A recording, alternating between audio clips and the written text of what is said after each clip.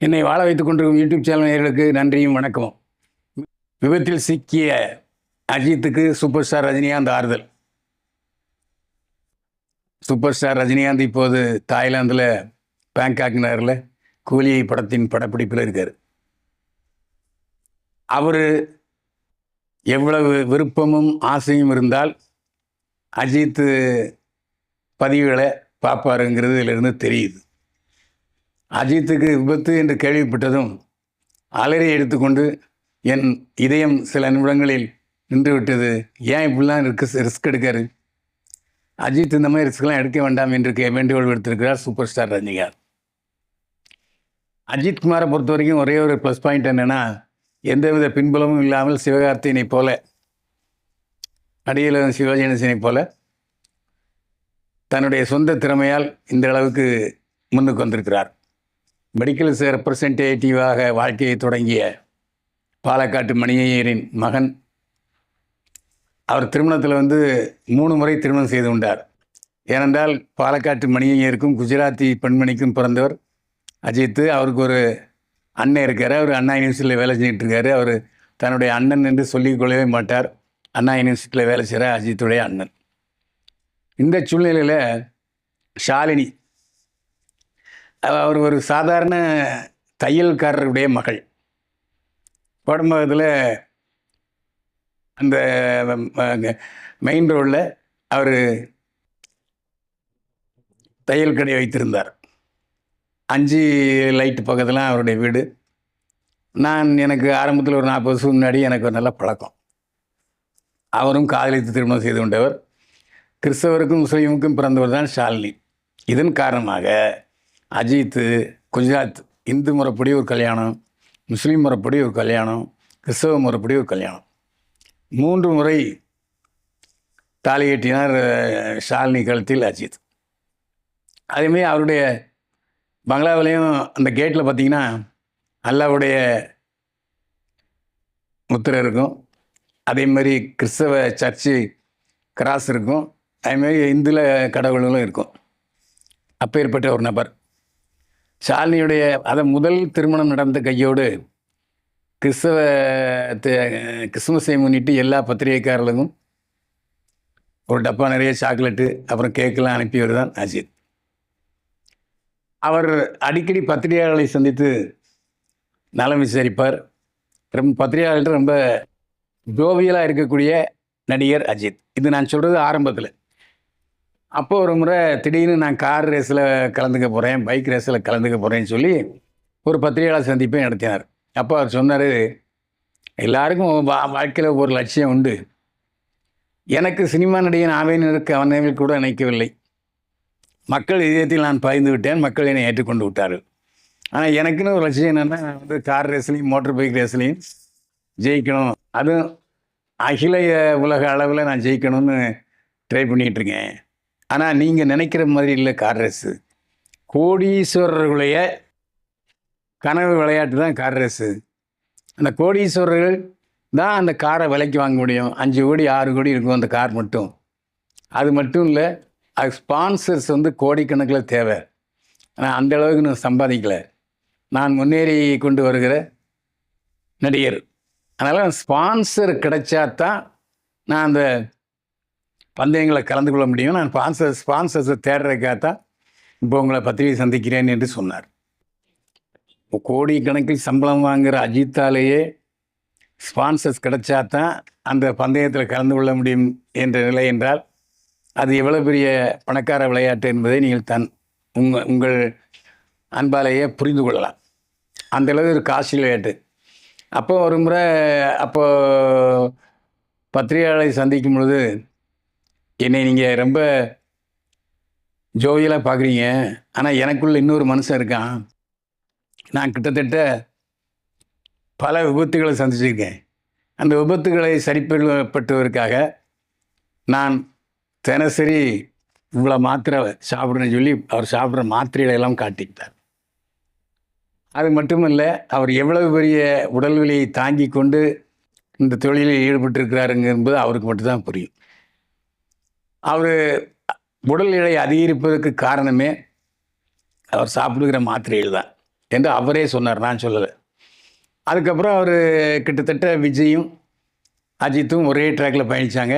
அதுக்கு முன்னால் புரட்சியாளர் எம்ஜிஆர், நடிகர் சிவாஜி கணேசன் போல், அடுத்த தலைமுறைக்கு ரஜினிகாந்த், கமல்ஹாசன் போல், மூன்றாம் தலைமுறைக்கு விஜயும் அஜித்தும் ட்ராவல் பண்ணாங்க.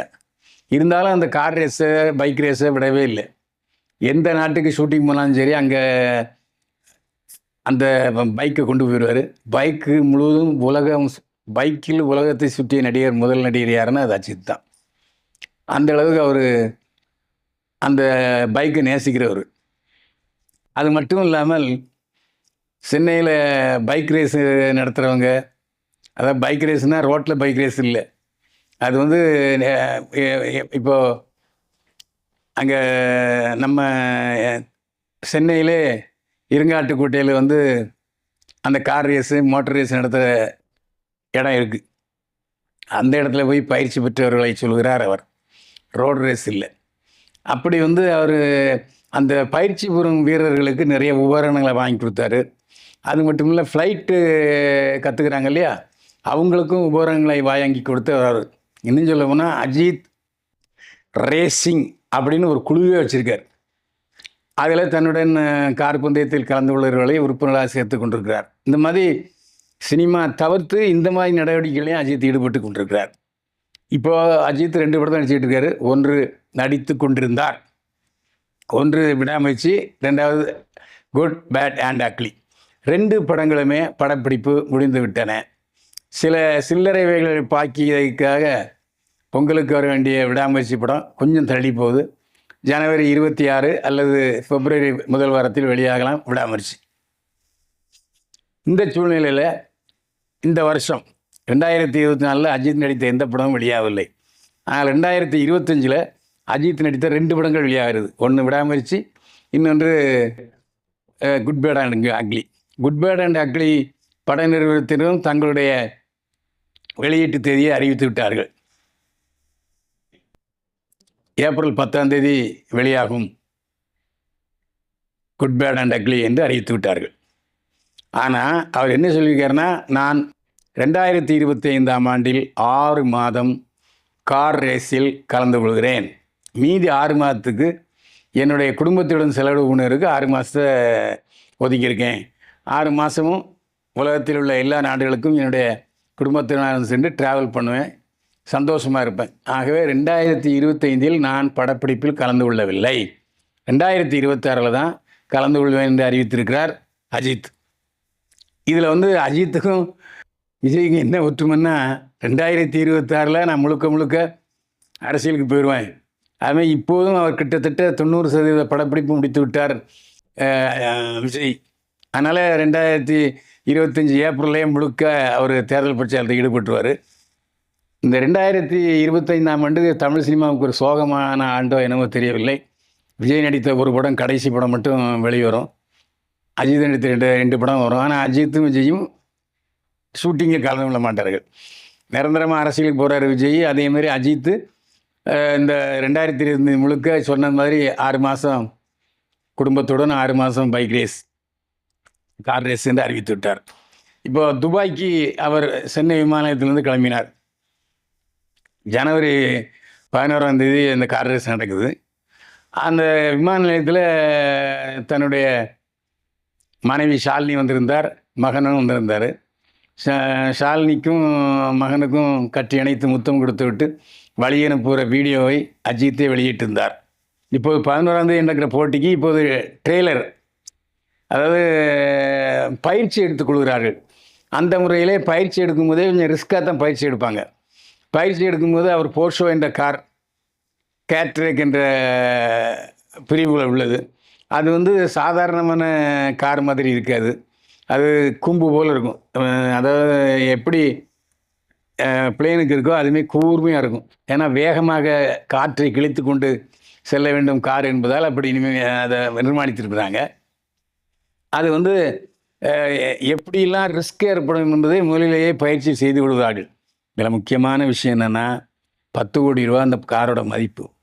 அதில் என்னென்னா, சீட்டு பெல்ட்டை போட்டிங்கன்னா கார் எந்த அளவுக்கு உருண்டாலும் சரி, எகிர்னாலும் சரி, டோர்கள் திறந்து போனாலும் சரி, அந்த சீட்டில் டிரைவர் அப்படியே இருப்பார். 10% கூட ஸ்க்ராட்ச் ஏற்படாது. அதே போல் பயிற்சியில் ஈடுபட்ட அஜித் ஒரு சின்ன சிக்கலில் ஈடுபட்டால் டடர்னு 3 இடம் சுற்றிச்சு காரு. ஆனால் ஒரு 2 நிமிஷத்தில் வெளியில் அஜித் கம்பீரமாக நடந்து வந்தார். இதுதான் அந்த காரோட மதிப்பு. ஏனென்றால் கார் பந்தயத்தில் ஈடுபடுபவர்கள் தங்களை உயிரை துச்சமாக கருதி அவர்கள் காரை ஓட்டினாலும் அந்த கார் அவருடைய உயிரை காப்பாற்ற வேண்டும் என்பதற்காக அத்தனை கோடி செலவில் வடிவமைக்கப்பட்டிருக்கிறதுங்கிறது தான் முக்கியம். நீங்கள் காரு 10 அடி மேலே போய் டொம்முன்னு விழுந்து மறுபடியும் 1-2 மணி நேரம் சுற்றினா கூட ஒன்றும் ஆகாது. அந்த அளவுக்கு முழு பாதுகாப்பு அந்த காரில் உண்டு. அந்த காரெலாம் பயணிச்சிருக்காரு அஜித். ஆனாலும் 4 அந்தர்பல்ட்டி அடித்து ஒரு ஜம்முன்னு இறங்கி வந்தது பார்த்தாங்க. எல்லாருக்குமே சந்தோஷம். இந்த வீடியோவை பார்த்த சூப்பர் ஸ்டார் ரஜினிகாந்த் அதிர்ந்து விட்டார். ஏன்னா அவர் எல்லாமே போட்டு நடிக்கிறது தானே, அது ஒன்றும் பெரிய பிரச்சனை இல்லை. ஆனால் இப்படி இந்த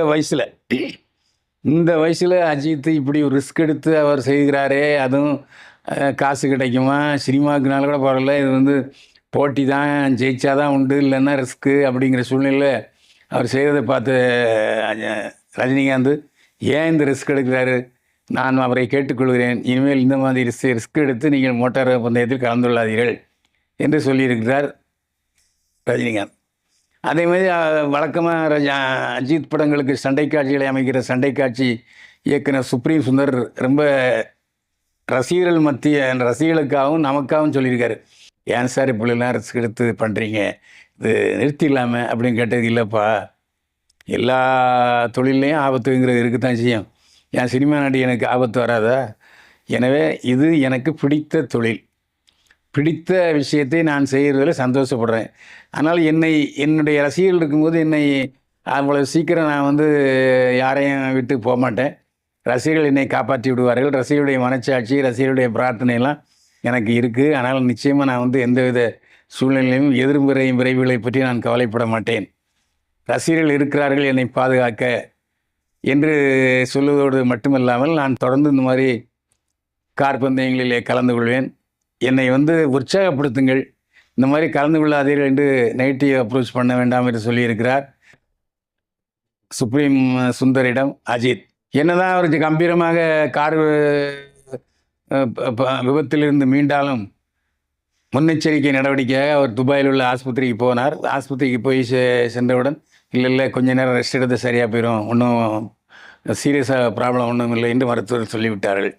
அதே நேரத்தில் இங்கே அவருடைய மனைவியுடைய மனப்போக்கு எப்படி இருக்குங்கிறது எல்லா கணவன்மார்களுக்கும் தெரியும், எல்லா மனைவிகளுக்கும் தெரியும். அப்போது அவர் வீடியோவில் பேசியிருக்கார், எனக்கும் ஒன்றும் இல்லை, ஐ எம் ஆல் ரைட், நான் கலந்துக்க போகிறேன்.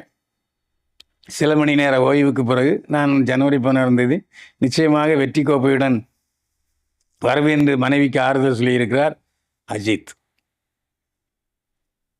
நேயர்களே, இது போன்ற பரபரப்பான தகவல்களுக்கு சேனலை சப்ஸ்கிரைப் பண்ணுங்கள், ஷேர் பண்ணுங்கள். மீண்டும் சந்திப்போம். வாழ்க வளமுடன்.